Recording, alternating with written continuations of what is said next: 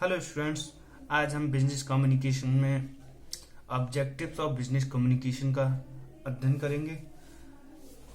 Business communication के objective जानने से पूर्व हम ये जान लेते हैं कि बिजनेस कम्युनिकेशन होता क्या है। जैसे कि आप जानते हैं कि जब हमारा जो क्वेश्चन पेपर आएगा उसमें हमारे बिजनेस कम्युनिकेशन के फंक्शंस या स्कोप पूछ सकता है, या बिजनेस कम्युनिकेशन के ऑब्जेक्टिव्स या इंपोर्टेंस पूछ सकता है, या बिजनेस कम्युनिकेशन का एलिमेंट्स पूछ सकता है। ये सारी चीजें नहीं पूछेगा एक बार में, तो हमसे बिजनेस कम्युनिकेशन का मीनिंग के साथ कोई एक या दो पॉइंट्स हमसे पूछेगा। इसी क्रम में हम बिजनेस कम्युनिकेशन के उद्देश्य पढ़ रहे हैं, तो हम पहले बिजनेस कम्युनिकेशन का मीनिंग जान लेते हैं कि बिजनेस कम्युनिकेशन होता क्या है।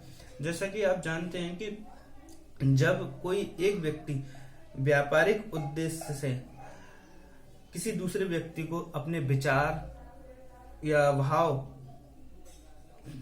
बताता है और जो दूसरा व्यक्ति उसी विचारों को उसी भाव में समझता है और अपनी प्रतिक्रिया करता है या प्रतिपुष्टि देता है, तो वो क्या कहलाता है? बिजनेस कम्युनिकेशन कहलाता है। क्लियर। अब हम बात कर लेते हैं बिजनेस कम्युनिकेशन के ऑब्जेक्टिव्स की। बिजनेस कम्युनिकेशन के ऑब्जेक्टिव ऑफ बिजनेस कम्युनिकेशन क्या है? जैसा कि आप जानते हैं कि व्यावसायिक संप्रेषण का मुख्य उद्देश्य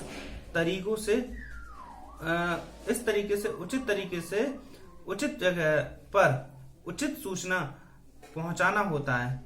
बिजनेस कम्युनिकेशन का क्या है मुख्य उद्देश्य?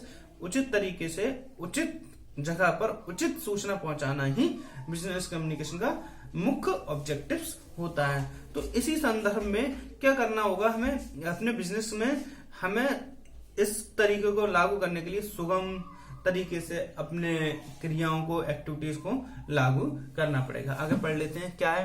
तथा एक संगठन का प्रत्येक प्रयास सुगमता से क्रियाशील होना चाहिए व उसकी व्यावसायिक प्रक्रियाओं को संचालित करने में उसकी किसी प्रकार का अवरोध नहीं होना चाहिए। संप्रेषण के मुख्य उद्देश्य निम्नलिखित हो सकते हैं। जैसे उचित संदेश देना। भाई हमारा क्या है? प्रॉपर संदेश देना। बिजनेस कम्युनिकेशन में संदेश को होना प्रॉपर होना चाहिए। प्रॉपर संदेश का तात्पर्य है कि एक जो संदेश जो कम्युनिकेशन कर रहा है, एक व्यक्ति जो कम्युनिकेट कर रहा है, यानी जो सूचना दाता है, वो सूचना ग्राह्यता को जब सूचना देता है तो उसका जो तरीका हो उचित संदेश दे, दाएं बाएं की बातें ना करे, जो मेन पॉइंट्स हैं उस पर इंगित रखे और इस तरीके का लहजा हो कि वो व्यक्ति उनसे कटु बातें भी ना हो। तो जो कम्युनिकेशन है बिजनेस में, तो उसका जो प्रोसेस है प्रॉपर कहा जाए, जो मैसेज हो वो प्रॉपर मैसेजिंग हो। क्लियर। उसके बाद करते हैं हम क्रियाओं में समन्वय। तो एक बात कहा जाए कि जब हम कम्युनिकेशन कर रहे हैं तो हमारे साथ कोई क्रियाएं भी होंगी, तो उन क्रियाओं का समन्वय हो। जैसे हम बात करते हैं कि भाई हम बिजनेस कम्युनिकेशन के साथ कोई क्रियाएं कर रहे हैं, कोई एक्टिविटीज कर रहे हैं। जैसे हम हाथ मिला रहे हैं और हमारा ध्यान कहीं और है, हम मतलब उससे बेमन हाथ मिला रहे हैं, तो हमारी जो एक्टिविटीज हैं वो बहुत ध्यान में रखी होनी चाहिए। तो जो ऑर्डिनेशन है अमंग एक्टिविटीज के साथ, जो एक्टिविटीज कर रहे हैं कम्युनिकेशन के साथ, वो मैच करती हूँ। क्लियर। तो संप्रेषण बिजनेस कम्युनिकेशन में ये एक्टिविटीज हैं वो बहुत हिसाब से होनी चाहिए और उससे मैच करनी चाहिए। अब बात करते हैं प्रबंध कौशल को बढ़ाना, इंप्रूवमेंट ऑफ मैनेजमेंट स्किल। जैसा कि आप जानते हैं कि जो कम्युनिकेशन है वो अच्छा इफेक्टिव कम्युनिकेशन बिजनेस की लाइफलाइन कहा जाता है, और उसी तरीके से हम कह सकते हैं कि हमारा जो मैनेजमेंट स्किल है, अगर उसमें कम्युनिकेशन की स्किल अच्छी नहीं होगी तो वो मैनेजमेंट प्रॉपर नहीं होगा और इफेक्टिव नहीं होगा। उसे अपने जो नीचे काम कर रहे हैं उनसे किस तरीके से बात करनी है, और जो मैनेजमेंट से ऊपर किस तरीके से, मैनेजमेंट से जो ऊपर हैं वो उनसे किस तरीके से बात रखनी है। तो इसको रखने के लिए कम्युनिकेशन स्किल में इफेक्टिवनेस होना अति आवश्यक है। तो कह सकते हैं कि बिजनेस मैनेजमेंट स्किल को इम्प्रूव करने के लिए कम्युनिकेशन स्किल का होना बहुत अति आवश्यक है। क्लियर। अब हम करते हैं नीतियों को लागू करना। नीतियों क्या होती हैं भाई? एक बात कहा जाए, जो हमारी पॉलिसी हैं उनको इम्प्लीमेंट करना बहुत ही कठिन कार्य होता है। देखिए हमारे पास जब कभी भी बदलाव आता है, चाहे वो अच्छे के लिए बदलाव हो या बुरे के लिए बदलाव हो, तो उसमें क्या होता है, उस पर जो एक तरीके से कहा जाए कि जब हम कोई चीज फ्लो में चल रही है, यानी कि कोई कार्य एक तरीके से हो रहा है, अब उसमें चाहे नेगेटिव बदलाव आए या पॉजिटिव बदलाव आए, तो उसमें क्या होता है, जो एक्टिविटीज होती है उन पर प्रभाव पड़ता है, उन व्यक्तियों को वो कंफर्ट जोन में पहुंच जाता है एक व्यक्ति, और उन कंफर्ट जोन में जब हम नीति लागू कर रहे हैं तो आदमी कंफर्ट जोन से निकलना नहीं चाहता है, तो उस कम्युनिकेशन के माध्यम से ही उन जो पॉलिसी नई आई है, क्यों भाई इनकी पॉलिसी के लाभ ये हैं, तभी वो कंफर्ट जोन से निकलता है। क्लियर।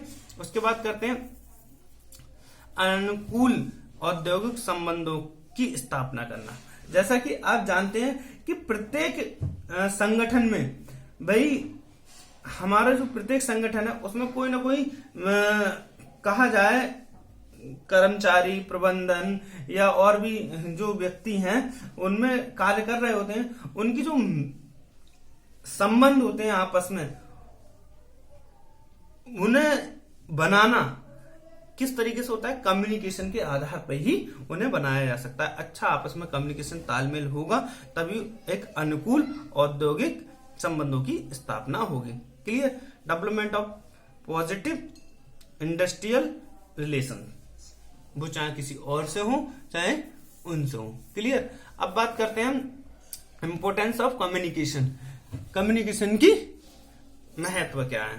कम्युनिकेशन के महत्व को जानने के लिए हम बात जान लेते हैं कि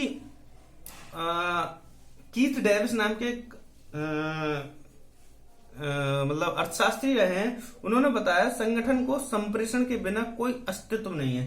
भाई उन्होंने कहा कि अगर हम कोई संगठन बना रहे हैं, कोई ऑर्गेनाइजेशन बना रहे हैं, तो अगर उसमें कम्युनिकेशन नहीं है, अच्छा कम्युनिकेशन नहीं है, तो उसका कोई अस्तित्व नहीं है।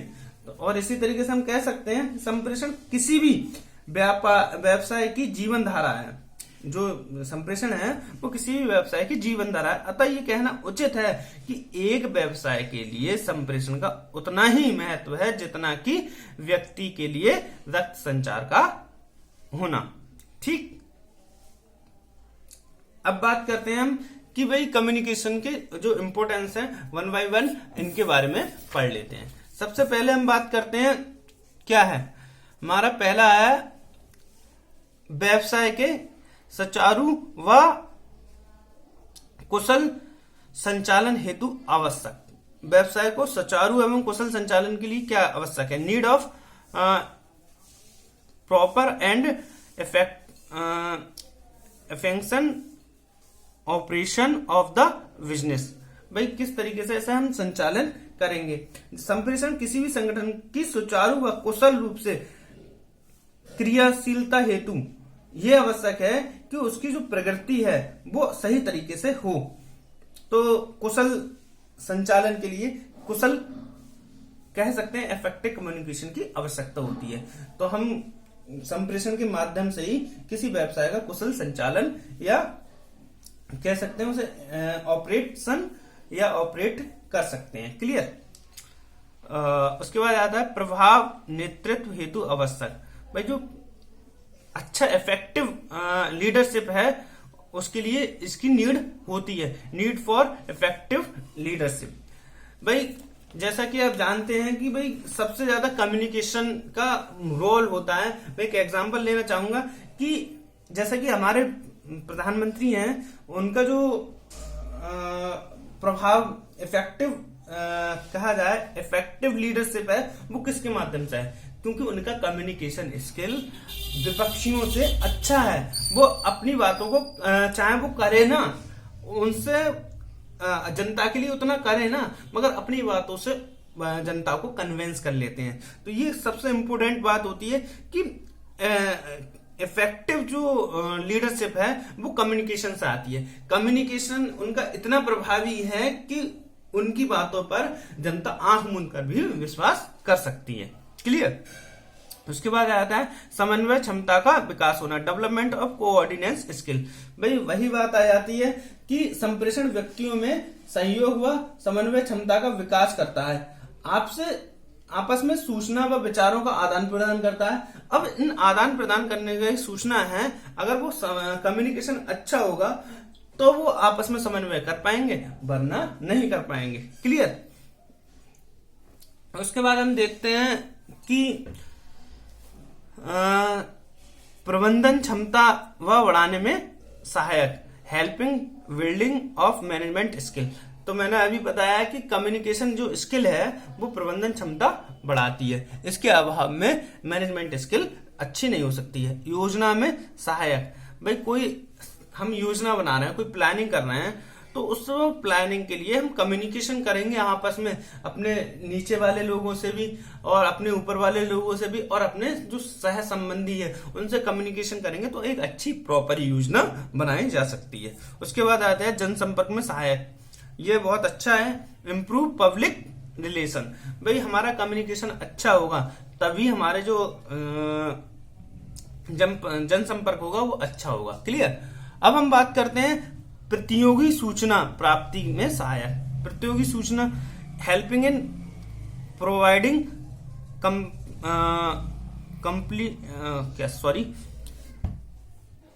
Competitive information. भाई हमारे व्यापार में कम्पिटेटिव जो कंपटीशन तो होता ही है, तो उसकी कम्पिटेटिव जो इंफॉर्मेशन है वो हमें कम्युनिकेशन स्किल से ही प्राप्त हो सकती हैं। भार अर्पण और विकेंद्रीकरण। भार अर्पण क्या होता है? भाई अपना कार्य दूसरे से कराना। मान लीजिए भाई मेरे काम है और मुझे आज काम इम्पोर्टेंट, घर से भी काम है और मुझे अपने दूसरे से काम कराना है, तो मैं बहुत प्यार से कहूंगा भैया यार हमारा ये काम कर दो, तो ये भार अर्पण है। तो ये कम्युनिकेशन स्किल से ही कर सकते हैं। और हम कहेंगे ओए मेरा काम कर दे, तो ये नहीं हो पाएगा ना। तो हम अपनी कम्युनिकेशन के माध्यम से ही भार अर्पण या विकेंद्रीकरण कर सकते हैं। प्रजातांत्रिक प्रबंध का व्यवस्था। भाई जो हमारा डेमोक्रेटिक मैनेजमेंट सिस्टम है उसमें भी कम्युनिकेशन स्किल बहुत ज्यादा इंपॉर्टेंट है। Thank you very much.